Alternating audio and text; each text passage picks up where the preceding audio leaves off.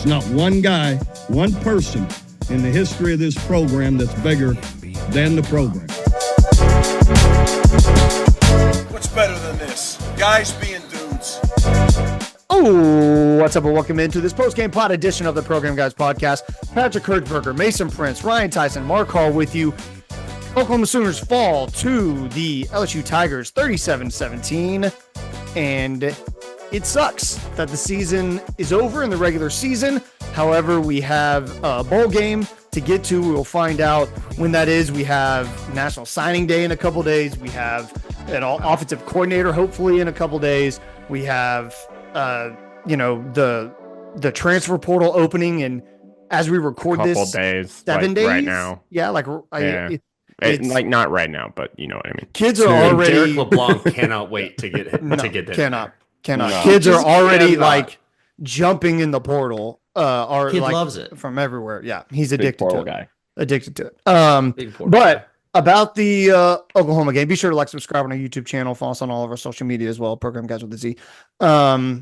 Subscribe on Spotify, Apple Podcasts, Google Podcasts as well, if that's where you're listening as well. Boys, your opening thoughts from the game. None of us in Baton Rouge, but your thoughts on the game, just to open it up for the boys. What'd you think? Hey, it brought us back down to earth. And that, I think, sort of needed to happen. It was stupid ways that Oklahoma gave up good opportunities throughout the game. I mean, you've got how long without Garrett Nussmeier even in the football game, and Oklahoma can't just shut the offense down. They just can't. They can't do anything about the fact that a Vanderbilt transfer is driving down the field. I struggled to go after the defense because I think we saw some good play. I mean, our Mason Thomas, right? Mm-hmm. Immediately after the game, you're seeing, oh, is he going to leave? Is he going to go to the draft? I hope not. I sure as hell hope not. Everyone go join One Oklahoma. But I think you saw kind of exactly what this team was. And maybe we were all drinking the Kool-Aid a little too heavy last week, because this one really brought us back down to earth, I think. Yeah, and it's important because we can't forget the rest of the season just because we beat Alabama. My initial thoughts are I'm angry and I'm also relieved that the season is over. I thought Oklahoma played a really bad football game last night. Brent Venables put it perfectly, where three sides of the ball weren't playing at the same time. Offense was absolutely atrocious. To not get a single point again in the second half is awful. Defense, again, they did enough. Sure, played bad, but I think they did enough if we had any sort of offense to hang in against LSU, but we just don't have an offense. I hope that's the last time we saw Jackson Arnold in an Oklahoma uniform. You scored 10 times offensively, or you scored 10 points offensively the whole game. And the thing that worked for you last week, the Jackson Arnold run game, he didn't have a designed quarterback run until halfway through the second quarter. And then the first run he had, he got down to like the 5-yard line on like a 20-yard run. And it's just, it's inept in all senses. Go ahead, Ryan. Yeah, so defense, I think, had one of the worst performances of the year, in my opinion. Yeah. I think especially the secondary. They were just not good. Eli Bone got burned several times after being great last week. And one of those, that touchdown, that was just an amazing throw and catch that Nussmeier made, and I don't think he could have defended much better. I saw him getting some hate for that on Twitter, but there were a couple times that he got burnt pretty badly, and he's been solid. And I mean, he's a true freshman. I'm really excited for the future that he's going to provide. I don't think we got a lot of rush at all. I think their O-line held up pretty well against our D-line, who I think has been really great all season. I don't think they had a bad game. I just don't necessarily think they were as good as we've seen them. And then the offensive side, yeah, I think the play calling, Joe John just got a little bit too cute. I think he decided that the simplified game plan from last week was not going to work against LSU because they would have us on tape and they would be expecting that. So he tried to do something a little differently. That obviously did not work the first quarter. And then we went back to kind of what we were doing last week, and that kind of worked. And then like everything just kind of like exploded after we let that kickoff return happen. And like BV said, and like someone else mentioned, 3 different sides of the ball, 3 different teams happening. Special teams was really bad too. So like they were all bad. Everything was bad. So I am relieved that this season is over. I think honestly, Jackson Arnold did what he could. I didn't think he was atrocious. I didn't think he was bad. I think that the O-line was really bad last night, and he was under pressure almost immediately as he snapped the ball. And I think that's really, again, an unfair position to put him in, because when he is given time, he can make throws like he made to JJ Hester for 50 yards. That can happen. He has that talent. But like, we got to figure out how to put it all together. So I'm relieved it's over. Are we going to start offense or start defense? Because I got takes on both. Yeah, let's go ahead and we'll start with the offense. I'm trying to get the stats pulled up ahead of me. Go ahead, Mark. Yeah, Jackson Arnold goes 14 to 21 for 110 yards. Bad. That's not good, right? That's not good. Here's where I want to get to though. These are the guys listed as wide receivers who got targets last night. JJ Hester, Jacob Jordan, Zion Raggins. What are you doing here? That's in I've been pretty heavy on this we're missing all these receivers thing, but look at the names right there. There's no one there, and whatever they thought they could build off of last week's success by incorporating more spread it out with Jacob Jordan, it just didn't come together at all. We had success last week with Jake Roberts on the field, going 2 tight ends, putting 2 backs in the backfield, and all of that just disappeared. I don't think that part is Jackson Arnold's fault. I think last night was almost a perfect encapsulation of Jackson, because at least this late stage second season Jackson that we've seen, where he's not fumbling, he's a little inaccurate, but that arm is crazy, and he provides something on the ground. I don't hope that it's the last time we see Jackson Arnold as the quarterback, because I've got some particular thoughts about that OC thing, but you got to see him in a better situation. We can't pass block. And so the moment you get down 24-17, you're almost cooked, because anytime you want to drop him back traditionally, they're coming. They're pinning their ears back and they're coming. There's got to be play action built into everything, which means you got to be able to run the football. We didn't really run the ball that well. Jackson has the most yards at 75. Sam Franklin comes in at the end, goes 6 for 61. None of those count. None of that's helpful. None of that's real. Well, Robinson gets hurt. Like what the hell is this injury bug that we have going? Jesus.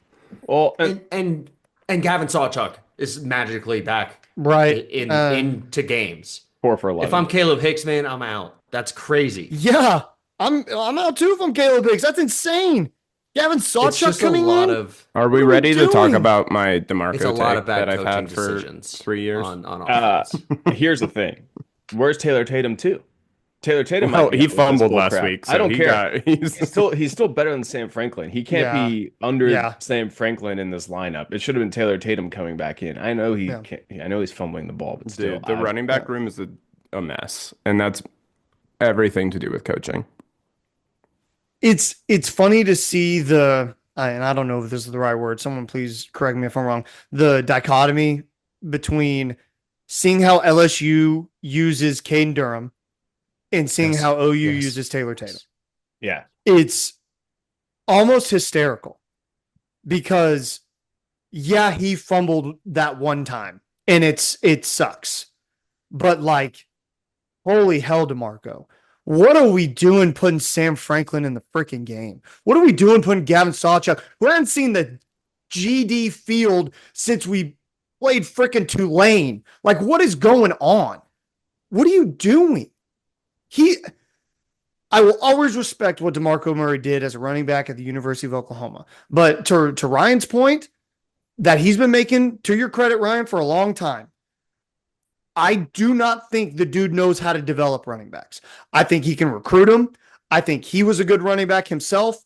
I don't think he knows how to develop dudes.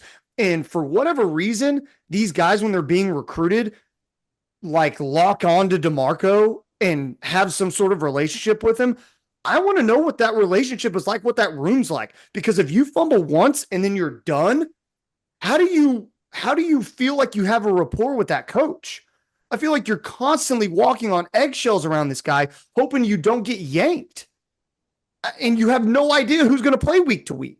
You have no idea what the standard is, what's good enough. There's no consistency. There's none at all. You don't know, like, I think he's struggling with like seeing talent and like not even just developing the talent, but I'm like, the question that a lot of people have is, why did it take so long for Xavier Robinson to see the field, right? Yeah. Why did it take so long? And then you immediately pull Tatum after he has fumbled quite a bit, but this is the last game of the season. Like, it's the last game of the season. He's burned his red shirt. If he's healthy, why is he not getting Taylor snaps? Tatum. Yeah, why is he not getting snaps? We were so psyched about this guy. Yeah. It's Taylor freaking Tatum. He's like, he's your best running back. Like, and he wasn't on the injury report, right? He was your best running back this year. No, so he wasn't injured. That's what I made a face about. I had to go check because I couldn't believe it when y'all brought it up. I just assumed he was unavailable. No, not on the injury report. That being a decision, that's a failure at DeMarco Murray's level, and that's a failure at Joe John Finley's level, and on some level, at least, that's a failure by Brent Venables. Because you have to be getting your best players on the field. We did it last week. We did it. We've shown that we're capable of doing it. And then to go back to this trying to be normal offense when we don't have normal players out there. It's like, what do you have to lose? This was the last game of the season. You were 6-5. Like, what do you have to lose? Why in the world are we trying to be like, it feels like we're trying to be conservative on offense again and like trying to find an identity when we should just be like, hey, we don't have an identity. Let's just go out and do whatever, and because a new OC is coming in 3 days and is going to destroy it, like, not destroy, as in like shake up everything anyway. Mm-hmm. So like, why not just try some stuff? Why not play our best players? Like, I don't get it. I'm not gonna beat a dead horse or anything, but also so the offensive game plan with JoJo, if this was an interview or an application for Joe John Finley to go anywhere else to be an OC, brother, you failed miserably because you don't run Jackson Arnold, what worked last week. You have the running back situation that we talked about. Your offensive, Heath Ozida got his ass kicked all night long. LSU has a better defensive line than Alabama. For sure. Yeah, definitely for sure. Got his butt whipped. That O-line was atrocious last night. And then also, really bad. They cannot pass block. No. And beating a dead horse, again, you need a play. You draw up a trick play to Bauersharp. Oh God.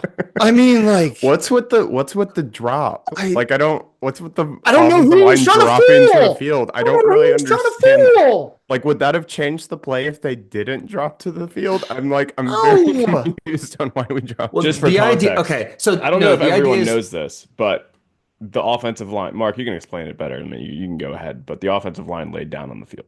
Yeah. Was it to psych them out? Like, Mark, it sounds like you know what this was maybe more than I do. I don't really understand. Maybe I need to watch the play again. They're not even like pretending to cut when they go do it. No, it's literally like a burpee. Yeah, it looks like they all drop into a burpee. Yeah, that's right. Yeah, no, that's nothing. Like, I don't get it. That isn't a thing. That's what you do when you want the entire defense to look at you. Yeah, like, and see that you're drawing up a trick play. Like a distraction, but then like it made no sense. Stupid. And then he threw it. Get the ball to Bauersharp. And we were actually kind of moving down the field with the run game a little bit. That was a good drive. Yeah, and it was and a then good drive, and Joe John Finley. We were in field goal range. Pulls out his trap card. BV's comment at the end of the game where he was like, "Yeah, that was dumb." Yeah, dude. Brent Venables is really great at talking about the situation. Yeah. But this has been an entire season now of shitty offense. Well, he's about to clean house on the offensive side, and everyone knows it, man. But I like, again, like, one thing I want to say back, EPC kind of back to like the DeMarco thing. Like you have to think that this game and Alabama coming off the Alabama game, but you kind of have to think that this game for these coaches is kind of like oh, you should keep me here, right? It is a retention type thing because a new OC is coming in. We know that probably in the next 24 to 48 hours. Yeah. And when you bring in a new OC external, which it will be, you always run the risk of all of your position coaches, him bringing all of his position coaches and replacing the current ones that we have. So I do not understand if you're DeMarco Murray, I'm thinking specifically of DeMarco Murray here, why you are not playing your best players and why you not showing that you deserve to keep coaching at this university when a new OC is coming in. Yeah. Maybe does he know something where he knows something's going to change anyway? I don't know. I mean, I think that's speculative and I don't really want to go there, but like I would think that he knows. I would think Did you that see his post-game interview? No, I didn't. I saw Joe John's. He knows. But I didn't see DeMarco's. DeMarco knows. Oh, okay. No, never mind. I was talking about DeMarco. I saw Joe John. Oh yeah, Joe John was like, see ya. I love this university, but bye. Like, this is great. I love it here, but yeah. I just don't. We all get on mass, right? Like we all understand. We all get it, right? Like I just don't really get it from the position coaches. I don't understand why you don't try to do something like different. Like I just don't get it, man. Pat, I want you to jump in after this, but the last thought I have offensively, the funniest thing I saw was on Twitter last night, and it was like Parker Thune, I think, and some fan came at him for basically being like, you guys blew smoke up our butt all summer about Bauer Sharp and how Bauer Sharp was like God's gift to Oklahoma and how great he was. Like, when are you going to admit that you were wrong? And just Parker just quotes him. He goes, what do you want me to say? That I was wrong about Bauer Sharp? I was wrong. Everyone was wrong. We all thought he was going to do something. We were wrong. And it was just, I don't know why I found it so funny, but I was just like, this is where we're at now. That just everyone just has taking receipts from April. It's so funny. It's so funny. Pat, you have anything else on the offense before we move on, man? No, I mean, we just got to have some form of identity next year, and we didn't last night. That's all I've got. Yeah, I think Emmett Jones and Bill Beanball are the only offensive staff members safe.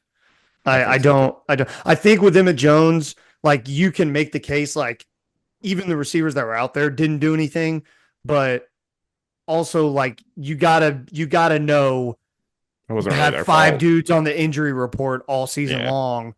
That's not a situation that anyone is built to succeed in, no matter how good of a coach you are. That's just not, I don't think it's fair to him. So I think those are the only two safe ones. None of the guys that played at wide receiver this year after the Temple game or the Tulane game, we're supposed to play wide receiver for us this year, right? It was supposed to be an entirely different wide receiver core. All of this was supposed to go differently. Obviously, it doesn't. You've got to coach with the team that you have, and we failed at that miserably throughout the entire year, except for Alabama somehow. But dude, it was bad. It's been bad. It's been bad. Before we switch over, just real fast, names. Who do y'all want at OC? Mason. Oh God. I don't know if I want Arbuckle after what I saw from Washington State yesterday. That stresses me out. What the hell was that, man? Freaking 14 points to Wyoming? What the hell was that?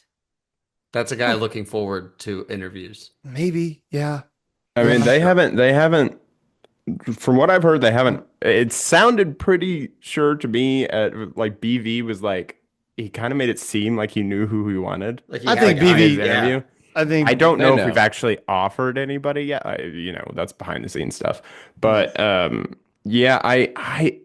not really on the Arbuckle train. I think I don't know who I told this to, but I think he has more of a air raid style offense that I just don't think is going to work as well in the SEC. No, I just don't really love it. I think I want Buster Faulkner at Georgia That's the Tech. answer. That sounds fun to me. I think that all year. Yeah, he's been great, and I think that Georgia Tech team is really fun, and I think that offense is very. It just seems like it can work in an environment like the SEC. I mean, you saw them against Georgia the other night, 8 overtimes. And then they beat Miami this year, and they beat Florida State when people thought they were good. Like they've been a really good team this year, and I think a lot of that has to do with like their offensive structure and the way they've been able to move the ball. Yeah. The motion that Buster Faulkner uses, and then the movement of players even after the snap reminds me of what Steve Sarkisian's doing. He does it in completely different ways because all Buster Faulkner wants to do is run the ball down your throat, whereas Steve Sarkisian is definitely passing the ball a lot more than Faulkner is. But it's just very clever play design and scheme built off of those things. Like we're gonna hit this fake off of it. And it's very smart game planning. It's very clever. I'm definitely on the Faulkner train. Pat? I don't necessarily want to give a name just because it could be anyone. Like it could be any of those guys. But I want someone like how I will be happy is if it's a name that's going to make Brent Venables better. Right now, I don't know if that's Arbuckle. He's just too young. But Brent Venables needs someone in the room who's going to make him a better coach. And that's someone with experience to me. That's someone who's already coached at a large program and has coached in a large, big games.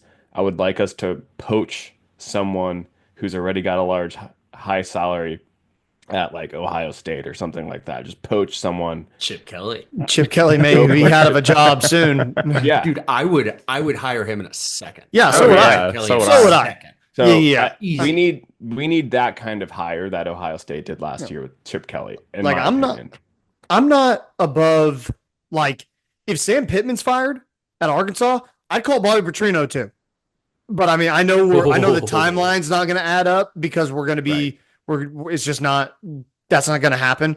But like that's the sort of thing, like the Gus Malzahn move from head coach at UCF to OC at Florida State. I'm fine with like, that's a good move for Florida State, man. I respect that move a lot. Dude, they knew what they had to do and did it. If that can happen, maybe we can go get a head coach somewhere. Right. And we just don't, that's not where we're a bigger program than Florida State is. Right.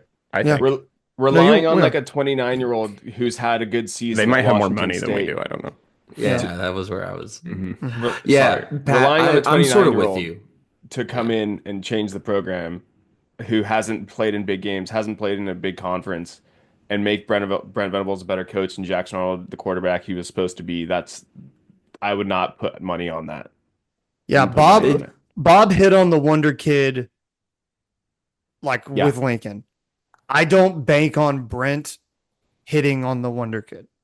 I just don't. Not right now. So much cachet built up. Exactly. He had so much equity built up that he could go and hire Lincoln Riley and knew that he wasn't getting fired if that just completely didn't work. It was close probably if it didn't work. But I don't know if Brent can go do that with a child.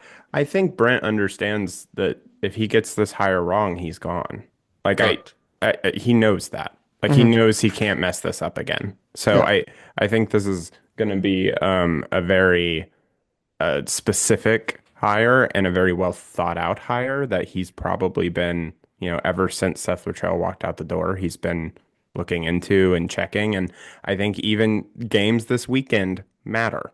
What Georgia Tech did against Georgia matters. What Washington State didn't do against Wyoming matters. I think all of those things matter. So I'm interested to see where we end up in the next couple days. But I will say it has to be like today or tomorrow.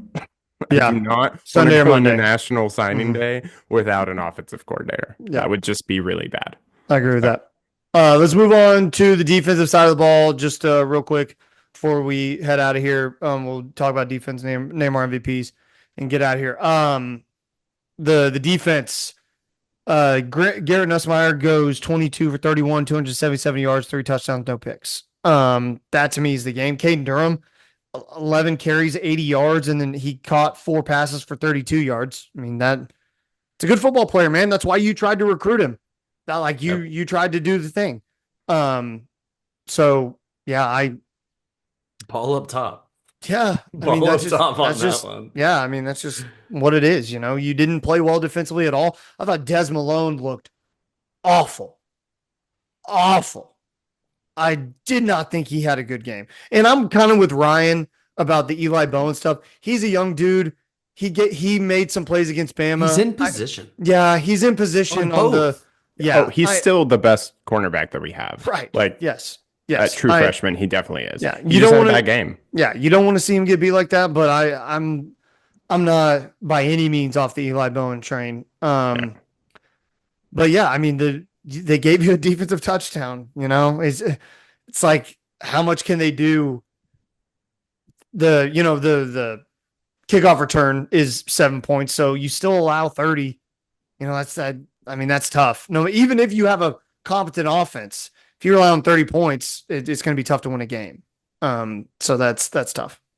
Yeah, I'm kind of bummed that I don't think Billy had a good game, and No. I don't think that Stutzman was. I mean, he was fine. Like he wasn't anything special, and this was their last regular season game in that Sooners uniform. I'm a little bummed about that. I'm a little bummed that I wish they could have gone out on a higher note because if I was Danny, I wouldn't be playing in the bowl game, but we'll see. I wouldn't either, and I wouldn't blame him. But I think that's a little. I think that's a little. That kind of bums me out a little bit. I think that we just lost every single piece of momentum after that kickoff return. And I know that's special teams and we're talking about the defense right now, but like, I think all of that swayed toward LSU immediately. And then Nussmeier getting hurt and then coming back in and playing even better than he did, like after he got injured, which incredible stuff by him. Like good for him. I want what he got. For real. For real. Like give me that cortisone shot or whatever it was that he got. But secondary was really bad. I think everybody else was fine. Like they weren't special, they weren't anything great, but they were fine. And that made us have probably one of the worst games that we've had this year on defense. I actually think the pass rush was effective right up until we injured Garrett Nussmeier. Like we were getting home. Yeah. R. Mason Thomas, obviously the strip, fumble, touchdown, whatever. And then when he comes back, well, actually, when Vanderbilt guy comes in, he's driving down the field somehow. What's crazy is their offensive coordinator is able to adapt in real time to what is happening on the field and run different plays to get his talented players the football. Now, they have more talented players on the field than we did.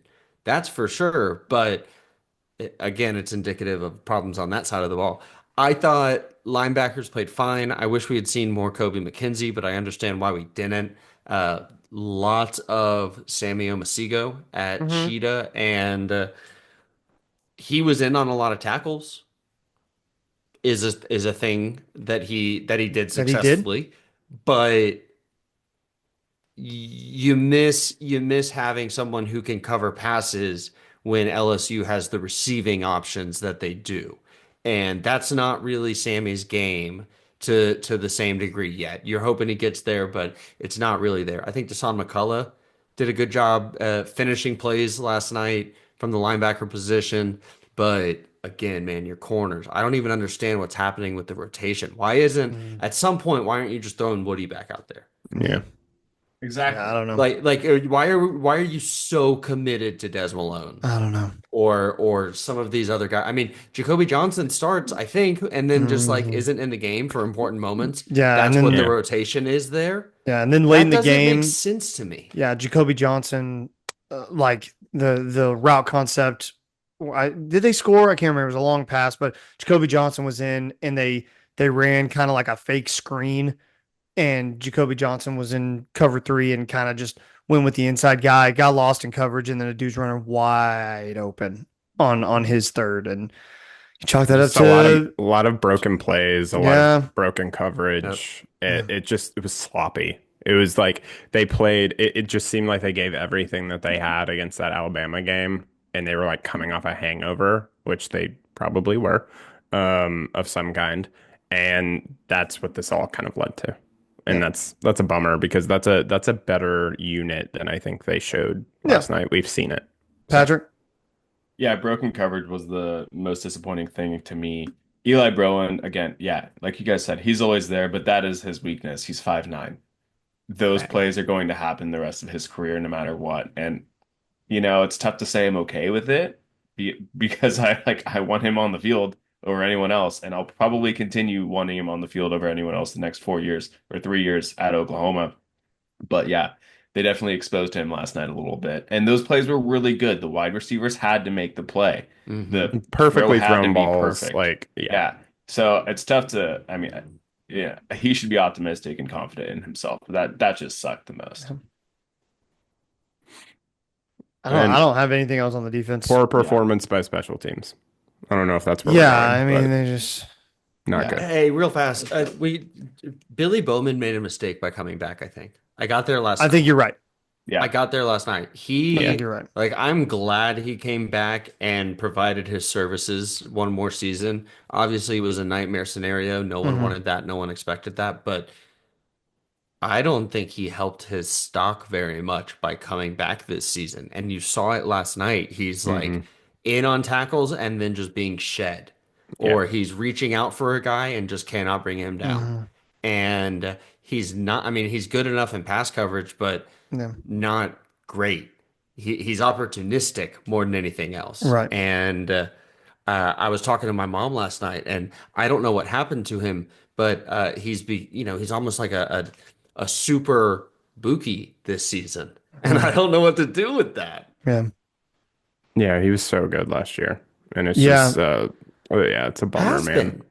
Yeah, I think Danny's stock only increased, but you're right, Billy's stock only went down. And that sucks because you obviously don't want that. Like he came back, he did you a favor.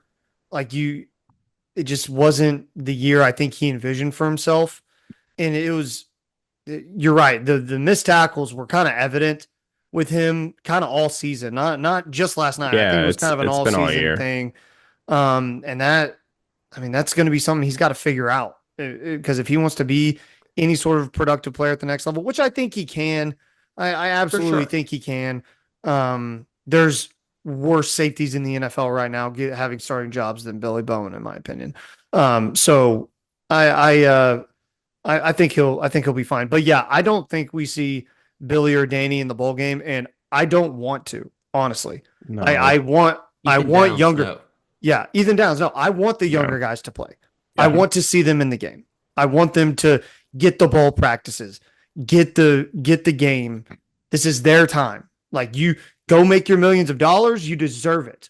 We do. Your services are done. Don't get hurt. Because we're all going to feel awful about this. And it's going to be much worse if any of those guys get hurt in a bowl practice for a game that doesn't count for anything. Right. Those guys need the practice. The young guys need the practice for however many weeks before the bowl game. Not Danny Stutzman. No. Yeah. Not at all. Anything else on the defense or special teams, guys? Zach Schmidt hit a kick. That's a thing. Yeah. Cool. That's a thing. Yeah. I didn't think it was going to hit it. So he looked like a kicker on the kickoff return. Shout out to the only one there. I know. Shout out to Luke Alzinga. He's been our best player all year. Probably. Yeah. Probably. And he was, I can't remember. I think he was good last night. I'm trying to go back to all the punts that we had, but I think we didn't have any problems on that side. It was more like defending kickoff returns and things along those lines. So, the only thing on special teams, I've already said it, but that changed the entire trajectory of the game. You cannot have that happen. And I think that was the first time we've had it happen since 2021. It's felt like a while. That's the stat I saw. Felt like a while. You just can't. Not away. I think they thought he was going to knee it or he was going to fair catch it in the end zone, and he didn't, and they weren't ready. And that's not acceptable. One final fun thing I want to mention, Bauer Sharp ends the season as your leading receiver. Disgusting. That's just so gross. And he only had like 380 yards or something like that. Yeah. Or like I don't even think it was that. I think it was like 340 something. 356 or something. I don't know. Yeah, just it's not in my head. Just so freaking gross, man. Okay. Any other thoughts before we get out of here? MVPs, if you want to name one. My MVP is us for sticking through and watching this joke of an offense all year long. Shout out to us as fans, because that was freaking gross. Yeah, we're the MVPs. Danny Stutzman, MVP. Just thanks for all the years. Thanks for being great. We appreciate you. We should do like a very, very well produced, like seniors doc. Program Guys Productions, entirely narrated by Gam, and no one edits him. So if he missays his name, like we just roll with it. Are you talking like an in memoriam, but like for like graduating seniors? Exactly. Like some pulls highlights. up their picture. Yeah. They fade in and they're out. smiling. It's the one with Danny with like the dreads. And it's Gam just trying to name everybody. He's gonna call him Danny Stuxman. Like the first 5 seconds. I would love a montage of us just talking about Danny Stutzman on this podcast the last 3 years, because that would be really funny. A roller coaster. Someone get AI on that. Oh yeah, I know they can. I'm not gonna do it, but I know they can. Yeah. I just looked up. So my LVP is, I'm just going season long right now. Yeah. And last night, screw it. The receiving core, because you just said that about Bauer Sharp, Mason. And let me run you through everyone who had more yards than that on last year's team. Drake Stoops, Nick Anderson, Jaleel Farouk, Angelo Anthony, Jaden Gibson. That sounds like 4 out of those 5 guys who all should have been on this damn football team. And that's just a huge bummer. That's a huge bummer. All of those guys had more than Bauer Sharp did. Yeah. Drake Stoops had 3 times as much. Yeah. Crazy. Yeah. It's LVP. Sometimes thinking, what if and forever. What if we didn't have 5 wide receivers out the entirety of the SEC? You Seth know, Patrol would have a job. Potentially. So maybe Sadly, this needed to happen. Yeah. Sadly, he would be successful in the long He'd have a run. job, because we'd all be like, he just needs one more year to get his system. Yeah, Right. We'd be like, He just needs one more year to get his 9, system right. 9 wins, 8 wins. Or maybe it works if Nick Anderson and Jaden Gibson turns into like Kevin Garnett out there. Like that can mask a lot of problems. Yeah. Okay. Pat, MVP? Yeah, R. Mason Thomas. I think he's the only right answer from last night. Very cool. Yeah. Perfect. Up his draft stock, I think. Yeah. Okay, that's gonna do it. We'll have a probable EPC when an OC drops. When that OC news drops, I'm sure it'll be in the next See you guys in 24 to 48 hours. Yeah, for real, right?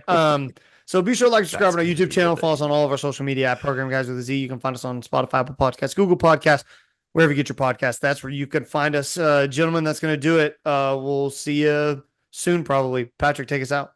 Keep pushing it, baby.